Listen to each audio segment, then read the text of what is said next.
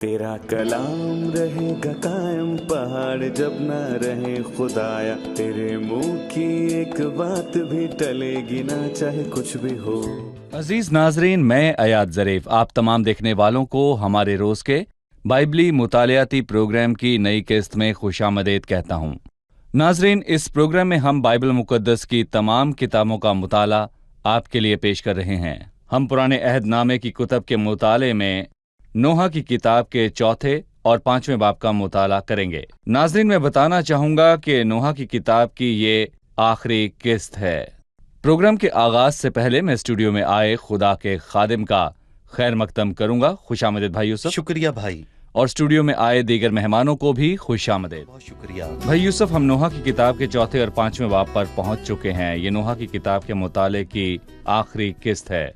इन दो अबवाब का मौजू बताइए। देखिए भाई, मैं कहूंगा कि ये दुख की किताब है और तर्जुमे में इसका नाम है नोहा, यानी मातम करना।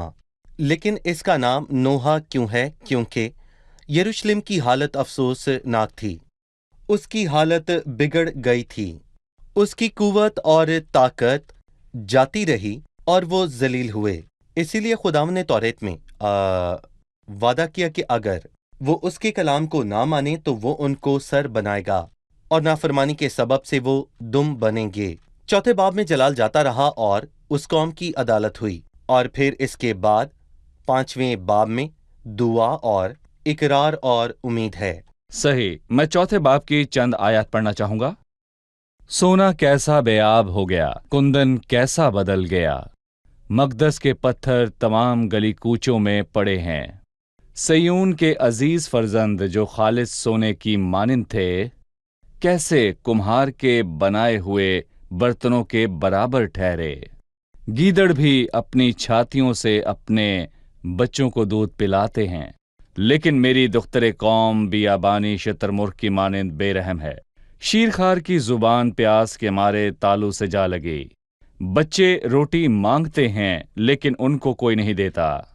जो नाज परवरदा थे गलियों में तबाह हाल हैं, जो बचपन से अर्गवान पोश थे मजबलों पर पड़े हैं। क्योंकि मेरी दुख्तरे कौम की बदकारी सदूम के गुनाह से बढ़कर है, जो एक लम्हे में बर्बाद हुआ और किसी के हाथ उस पर दराज न हुए। उसके शुरफा बर्फ से ज्यादा साफ और दूध से ज्यादा सफेद थे। उनके बदन मूंगे से ज्यादा सुर्ख थे। उनकी झलक नीलम की सी थी। अब उनके चेहरे स्याही से भी काले हैं। वो बाजार में पहचाने नहीं जाते। उनका चमड़ा हड्डियों से सटा है। वो सूख कर लकड़ी सा हो गया। ये उनकी हालत थी। जो सोने बल्कि कुंदन से भी खालिस थे, अब माँ और बच्चों सबका यही हाल है। हम इस हाल के मुत्तलिक बताएं भाई यूसुफ। देखें, ये आयात बहुत वाज़ेह हैं और हमें इन पर सोचने की ज़रूरत है। और मैं कहूँगा ये सब उनके गुनाह का नतीजा है। गौर करें कि इस बाब में पहला लफ्ज़ है कैसे, और इस पूरी किताब में यही लफ्ज़ कैसे बार बार आया है। इस किताब का नाम कैसे, मुझे सबसे पहले ये याद नहीं, लेकिन बाइबल मुकद्दस में सबसे मशहूर कैसे का तस्करा एक नौजवान ने किया था, जो एक आला मिसाल बना। उसने कहा, सो मैं कैसे ऐसी बड़ी बदी करूं और खुदा का गुनाहगार बनूं। और जो इंसान ऐसी बात नहीं कहता, उसकी जिंदगी पर नोहा की किताब के 4 अबवाब में से कैसे के सवाल पूरे उतरते हैं। सोना कैसे बेआब हो गया और कुंदन कैसे बदल गया। और कुछ लोग ये कहते हैं कि सयोन के अजीजों को सोने और कुंदन की मानिंद कहा, और लावी और काहिन यरूशलेम के पत्थर हैं, मकदस के पत्थर गली कूचे में पड़े हैं, और मकदस के पत्थर तमाम गली कूचों में पड़े हैं। और सयोन के अजीज फर्जंद जो के खालिस सोने की मानिंद थे, कैसे कुम्हार के बनाए हुए बर्तनों के बराबर ठहरे, यानी कि वो मट्टी के हैं जो टूट जाते हैं। ये गुनाह का नतीजा था, और हमें भी गुनाहों से होशियार रहने की जरूरत है। ये वो आग है जो सब कुछ भस्म कर देती है, और ये किसी का भला नहीं करती। भाई यूसुफ, लोग अपनी जात और रुसवाई की हालत में थे। सही। वो भूखे भी थे। शीरखार की जुबान प्यास के मारे तालू से जा लगी। बच्चे रोटी मांगते हैं लेकिन उनको कोई नहीं देता। ये हमारे लिए रूहानी अमली सबक है। जो भी अमली तौर पर एक इज्जतदार मसीही जिंदगी गुजारने में लापरवाही करते हैं, वो रूहानी तौर पर तशना होते हैं, वो सूख जाते हैं और रुस्वा होते हैं। दरअसल हमें बहुत से ऐसे लोग याद हैं जो अजीज और इज्जतदार और अमीर थे, पर मैं कहूँगा कि गुनाह ने उन्हें पस्त कर दिया और हमें अब भी वो तमाम लोग याद हैं और हमने उनके बारे में सुना। दर हकीकत गुनाह महज इंसान को शर्मशार करता है। गुनाह से उम्मतों की रुसवाई है और मिस्रियों में ये एक आम कहावत है, गुनाह आपको कंगाल, नापाक, बदनाम और शर्मिंदा कर देता है, और सही। ये हकीकत है और गुनाह ऐसा करता है। इसमें कोई बात बढ़ाई नहीं गई। गुनाह इंसान को जलील और रुसवा करता है और उसकी सजा अबदी सजा है, और इसीलिए मसीह ने इसकी कीमत चुकाई। खुदा का जलाली आसमानी बेटा हमारी खातिर इस जमीन पर आया और उसने आकर हमारे तमाम गुनाहों का बोझ हमारे कंधों से उठा लिया और बदकारी को दूर किया जो गुनाह का नतीजा था। और आज हम फजल के आखिरी अयाम में हैं, और मेरी दुआ है कि हमारे नाजरीन में से कोई भी शख्स ताखीर ना करे, खुदा से मिलाप करें। सही। मैं चाहूंगा कि 7वीं आयत के चंद अल्फाज को आप बयान कीजिए। उसके शुरफा बर्फ से ज्यादा साफ और दूध से ज्यादा सफेद थे, उनके बदन मूंगे से ज्यादा सुर्ख थे, उनकी झलक नीलम की सी थी। इससे क्या मुराद है? ये किसकी सिफात हैं? हम गिनती 6 में नजीर का लफ्ज पढ़ते हैं। ये नासरी की जमा है, और नजीर अपने आप को खुदाम की खातिर अलग करते हैं ताकि वो उसकी इबादत करें और उसकी खातिर रहें। वो बर्फ से ज्यादा सफेद और दूध से ज्यादा सफेद हैं, और खुदा के कलाम में सफेद रंग पाकीज़गी और तकदीस को जाहिर करती है। गज़लुल गज़लात में दुल्हन ने कहा, मेरा महबूब सुर्ख और सफेद है, यानी वो पाक और मुकद्दस है। बर्फ से ज्यादा सफेद और दूध से भी सफेद।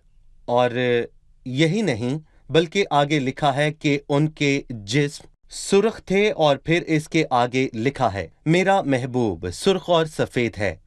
ये उनकी शक्ल है, और उनके चेहरे रोशन और उनका जिस्म नीलम का सा था, और अब वो स्याही से भी काले हैं, यानी कि ये एक गुनाह की तस्वीर है, उनके गुनाह जो उन्होंने किए। गज़लुल गज़लात में दुल्हन ने कहा कि मैं सयाफाम लेकिन खूबसूरत हूँ। खुदा ने उसको ये खूबसूरती बख्शी। गुनाह के नतीजे में इंसान के साथ ऐसा होता है, वो उसको स्याह बनाता है, जबकि पाकीज़गी और रास्तबाजी से इंसान बर्फ और दूध की तरह सफेद और मजीद सफेद हो जाता है। सही। 13वीं आयत है, ये उसके नबियों के गुनाहों और काहिनों की बदकारी की वजह से हुआ, जिन्होंने उसमें सादकों का खून बहाया। वो अंधों की तरह गलियों में भटकते और खून से आलूदा होते हैं, ऐसा कि कोई उनके लिबास को भी छू नहीं सकता। उनकी हालत बिगड़ चुकी थी। न सिर्फ लोगों ने बल्कि नबियों और काहिनों ने भी गुनाह किया। उनके लिए लिखा है जिन्होंने उसमें सादकों का खून बहाया। इसराइल में मजहबी रहनुमाई करने वाले किस सतह तक चले गए? जब आप उसकी मिसाल पढ़ें, जब यिर्मयाह ने यहूयकीम से कहा, तेरा दिल फक्त बेगुनाह का खून बहाने पर लगा है। और इससे पहले मैं कहूंगा कि वहां यहूयकीम से पहले नबुकत नजर आया और वहां के लोगों को असीर किया, पर उसने सबक न हासिल किया। हालांकि उसने इलाही अदालत को देखा था, और अफसोस कि उसने बेइंसाफी की। और तो और नबुकत नजर ने आखिरी बार यरूशलेम को लूटा और उसको जला दिया। और मैं कहूंगा कि तब यिर्मयाह कहाँ था? वो कैद में था, क्योंकि उसने सच बोला था, और वहां पर जो खुदा का कलाम सुनाता था वो उसको कैद करते थे। और लोगों को खुदा और उसके नबियों से इस कदर नफरत थी, और उनके लिए खून बहाना कोई बड़ी बात नहीं थी, जबकि ये बहुत ही खतरनाक है।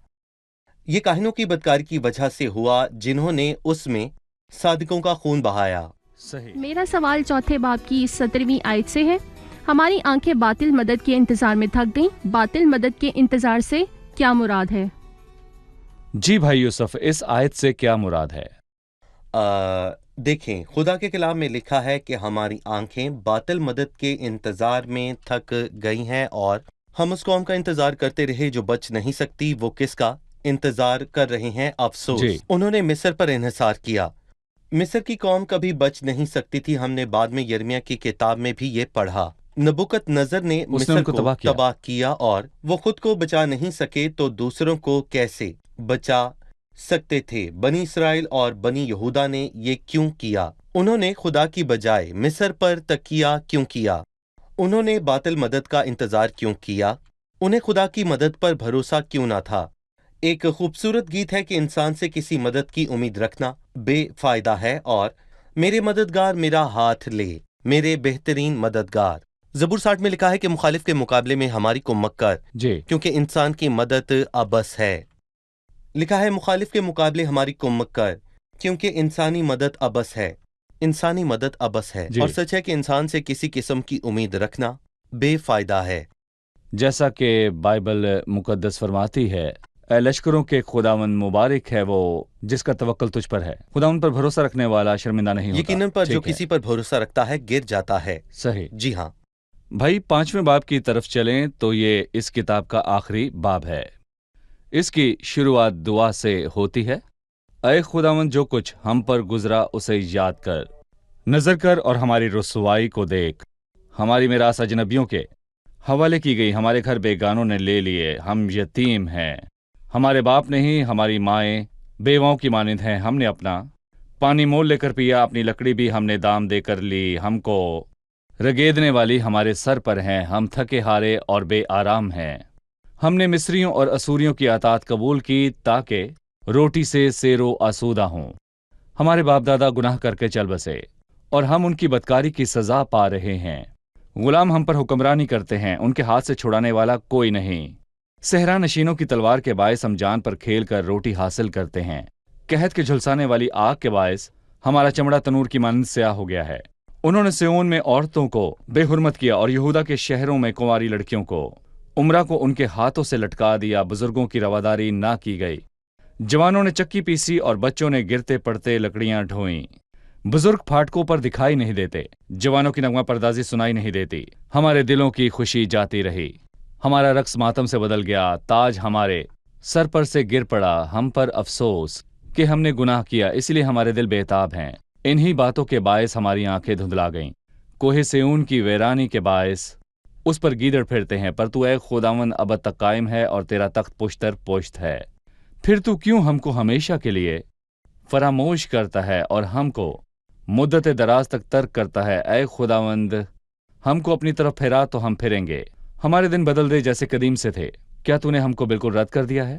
کیا تو ہم سے سخت ناراض ہے؟ میں اس باب کو توبہ اور اقرار کی دعا کہوں گا۔ جی، یہ نوحہ کا آخری باب ہے، اور چوتھے باب میں لکھا ہے، ہم نے اپنا پانی مول لے کر پیا کیونکہ انہوں نے خدا کو رد کیا۔ اور یرمیہ کے دوسرے باب میں لکھا ہے کہ انہوں نے مجھ آب حیات کے چشمے کو رد کر دیا۔ خداوند آج بھی بلاتا اور کہتا ہے، پیاسے کو آب حیات کے چشمے سے مفت پلاؤں گا۔ لکھا ہے، عالم روا میں جانے کے بعد انسان سب سے پہلے پانی ہی کی تلاش کرے گا، اس کا گلاس نہیں بلکہ کچھ قطرے۔ وہ آب حیات کے پانی کی تلاش کرے گا، چند قطروں صحیح۔ کی۔ اور لوکا کے 12ویں باب میں ایک امیر آدمی ہے جس کا خدا سے کوئی تعلق نہ تھا، اس نے کبھی کسی پر رحم نہ کیا۔ پھر اس نے عالم روا کے درمیان اپنی آنکھیں اٹھائیں اور ابراہم کو پکار کر کہا، اے باپ لازر کو بھیج کہ اپنی انگلی کا سیرا پانی میں بھگو کر میری زبان کو تر کرے۔ خدا آب حیات مفت دیتا ہے، پر ہم نے اپنا پانی مول لے کر پیا۔ اور 7ویں آیت میں لکھا ہے کہ ہمارے باپ دادا گناہ کر کے چل بسے۔ صرف یہی نہیں، 16ویں آیت ہم نے میں بھی۔ لکھا ہے کہ ہم پر افسوس کہ ہم نے گناہ کیا۔ ان کے باپ دادا اور انہوں نے بھی گناہ کیا۔ در حقیقت اگر اولاد اپنے باپ دادا کے گناہوں کی معافی مانگے تو ہمارے باپ دادا کے گناہوں کا بدلہ خدا ہم سے ہرگز نہیں لیتا۔ وہ سب گناہوں کو معاف کرتا ہے، پر جو اس سے عداوت رکھتے ہیں ان کی تیسری بلکہ چوتھی پشت تک باپ دادا کے گناہوں کا بدلہ دیتا ہے۔ لیکن افسوس، جب اولاد بھی اپنے باپ دادا ہی جیسے گناہ کرے تو خدا ان کے گناہوں کا بدلہ ان کو ضرور دے گا۔ गुनाह सजा लाता जो है। उसको रद्द करते हैं। जी हाँ, बिल्कुल। लेकिन यहाँ पर उन्होंने अपने बाप दादा के गुनाहों का इकरार किया, उनके बाप दादा और उन्होंने खुद भी गुनाह जी किया। हाँ, बिल्कुल। यही कुंजी है। मुसीबत के दौर में कफारे के दिन पर यही बात उनकी हालत का बायस बनेगी। जब वो अपने गुनाहों का इकरार करे तो खुदावंद उनको 1000 साल बादशाही में दाखिल करेगा। उनके बाप दादा ने कहा, इसका खून हमारी और हमारी औलाद की गर्दन पर, और उन्होंने अपनी नस्ल पर लानत मांगी। और जब वो नस्ल तौबा करे और अपने बाप दादा के गुनाहों का इकरार करे कि उन्होंने मसीह को मसलूब किया था। भाई यूसुफ, उन्होंने खुदा को दुश्मन की मानिंद कहा। यह पुराने अहदनामे की एक तस्वीर है। जब यूसुफ ने अपने भाइयों से सख्त लहजे में बात की, वो उनको जानता था, जी, तो भी बिल्कुल। उनसे सख्त लहजे में बात की ताकि वो अपने भाई को बेचने के गुनाह का इकरार करें। खुदावंद ने भी अब तक उनको मुश्किलात में डाला ताकि वो तौबा की हालत तक पहुंच जाएं। तौबा और इकरार की दुआ। मुझे बताएं कि मुस्तकबिल में खुदावंद उन लोगों को किस तरह बहाल करेगा। यहाँ पर लिखा है, मरकूम है सोना कैसा है आब हो गया, कुंदन कैसा बदल गया। भाई यूसुफ, मुस्तकबिल में ये लोग किस हाल में होंगे?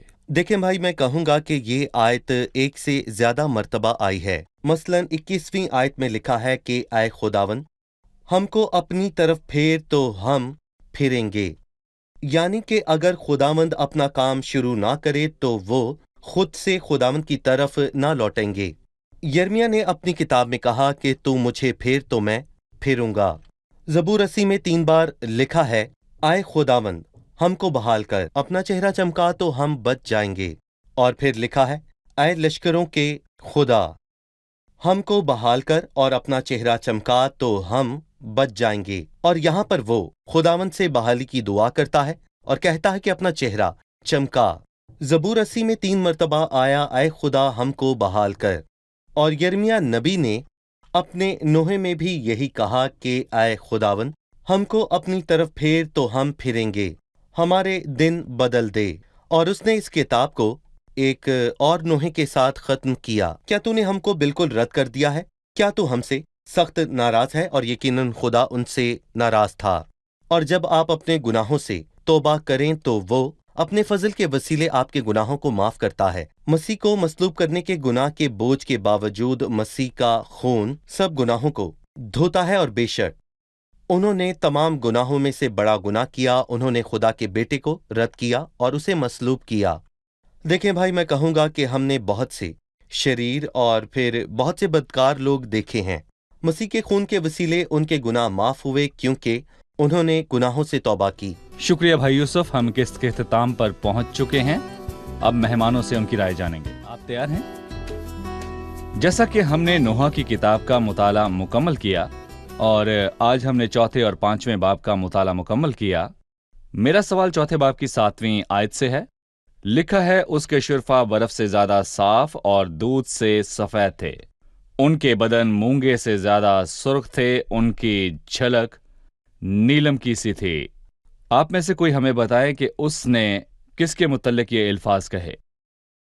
भाई यूसुफ ने बयान किया कि यह हिस्सा गिनती की किताब के 6 बाब का हवाला देता है। इसमें नज़ीर का तस्करा हुआ। उसने नज़ीर सिफात को बयान किया।